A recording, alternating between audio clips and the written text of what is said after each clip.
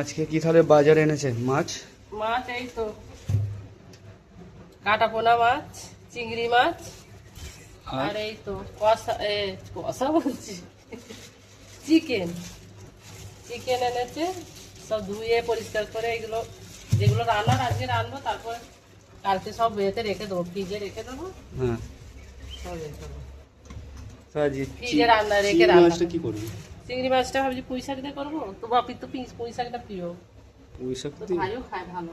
গরমে পুঁই শাক? গরমে বলতে বেশি দেবো না, ওই রিচ করবো না, ওই একটু কুমড়ো টুমড়ো দিয়ে আর করবো। গরমে কি বন্ধ আছে রা? সবই তো বন্ধ। আমি তাহলে বন্ধ দেয়, তাহলে টাকাগুলো তো কম পড়বে বল, খাওয়া দাওয়া বন্ধ করে দিচ্ছি। সপ্তাহে একদিন একদিন খাবে না। পুঁই শাক গরমে খেলে তো বলে পেট খারাপ করে, এ করে, তুমি তো বলতে। হ্যাঁ, পেট খারাপ করা বেশি খেলে, একবারই গাদাখানে খেলে, যে মাংস গাদাখানে খেলে তো শরীর খারাপ করবে না।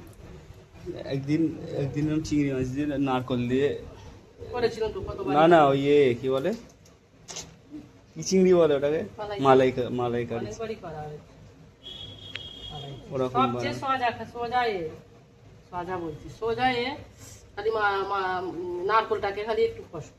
আমি হাতের জন্য এখন নারকল করতে পারি, সেদিন 3টে নারকল কুটে আমার 2 দিন উঠতে পারিনি। নারকল কুড়ে মিক্সিতে ঘুরিয়ে নেবে নারকলটাকে। হ্যাঁ, মিক্সিতে করাতে গেলে আবার আগুনে পুড়িয়ে ওর খোলটাকে বার করতে হবে। আর আমার হাতের জোর আছে যে খোলটা এটাকে বার করবো, শ্বাসটাকে।